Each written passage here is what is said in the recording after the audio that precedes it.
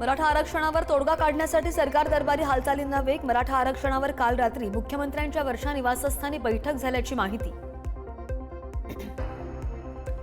ओबीसींच्या हक्कासाठी छगन भुजबळ मैदानात. आज मुंबईमध्ये ओबीसींची निर्णायक बैठक होणार. ओबीसींसाठी भुजबळ भूमिका घेणार. मराठा आंदोलकांच्या वाशीच्या सिडको एक्झिबिशन सेंटरमध्ये सुद्धा व्यवस्था. आंदोलकांसाठी जेवणाची सोय, भाकऱ्या, चटणी, लिंबू ठेचा, हिरवी मिरचीची चटणीची सोय. खासदार सुप्रिया सुळेंचा मनोज जरांगेंच्या आंदोलनाला पाठिंबा. सुळेंनी जरांगेंची घेतली भेट. आंदोलन स्थळी जात जरांगेंची केली विचारपूस.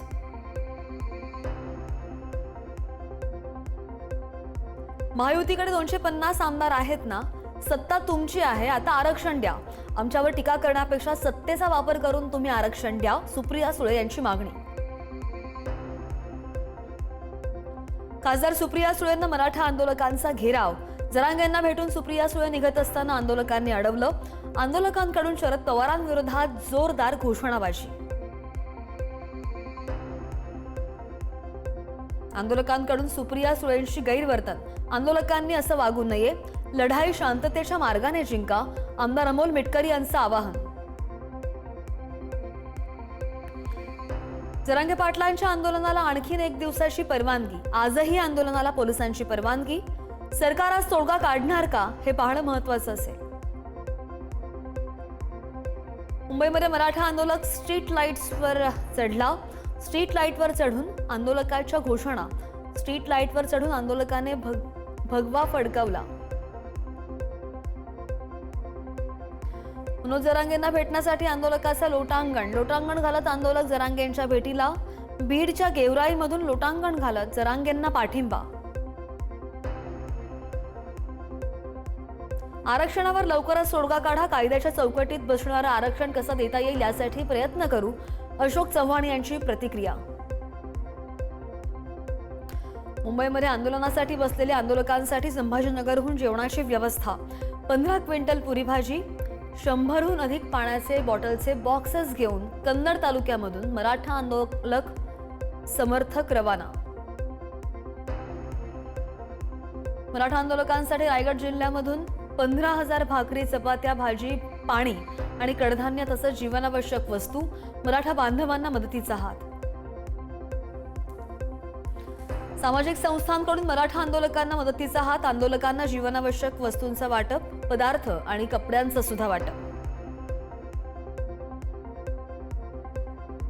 आंदोलनासाठी जमलेल्या मराठा बांधवांची खाण्यापिण्याची सोय होत नसल्यामुळे अनेक बांधव सरसावले.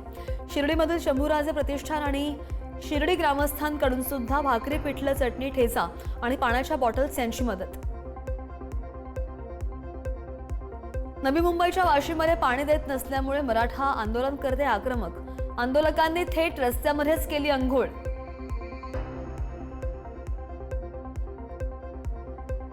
महाराष्ट्रामधील मराठा आरक्षणाच्या मागणीला पाठिंबा देण्यासाठी बेळगावामध्ये सकल मराठा समाजाच्या वतीनं मूक मोर्चा. आंदोलनात सीमा भागामधील मराठा आणि मराठी भाषिक नागरिकांचा मोठ्या संख्येने सहभाग. शरद पवारांनी मराठा आरक्षणाबाबत जो सल्ला दिला त्याचा अभ्यास त्यांनी यापूर्वी केला असता तर आज मराठा समाजावर ही वेळ आली नसती. मंत्री जयकुमार गोरेंचा शरद पवारांना उपरोधिक टोला. मुंबईच्या आझाद मैदानामध्ये मराठा बांधवांची गैरसोय होऊ नये यासाठी राज्यभरातून भाकरी, चहा आणि नाश्ता दाखल.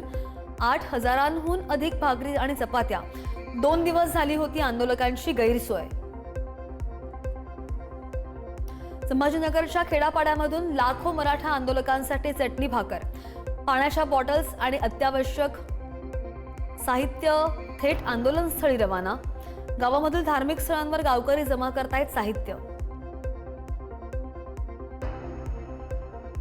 जालन्याच्या आसारखेड्यामधील गावकऱ्यांनी पाठवला तब्बल 2 क्विंटल मिरचीचा ठेचा आणि 10,000 पोळ्या.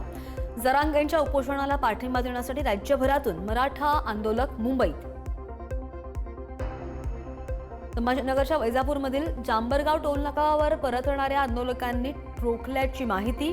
फास्टॅगमधून पैसे वजा झाले आणि आंदोलकांचा संताप. कर्मचाऱ्यांशी वाद. पोलिसांच्या मध्यस्थीनंतर वाद निवळला. मुंबईच्या आझाद मैदानामधील आंदोलनामध्ये सहभागी मराठा आंदोलकांनी रस्त्यावर उरकली अंघोळ, गैरसोय होत असल्याचा आंदोलकांचा आरोप. जतचे माजी आमदार विक्रम सावंत आणि पोलिसांमध्ये अटल सेतूवर वाद. मराठा आंदोलकांच्या जेवणाच्या गाड्या मुंबईत सोडत नसल्यामुळे वादावादी. जेवणाच्या गाड्या सोडल्यानंतर वाद निवळला.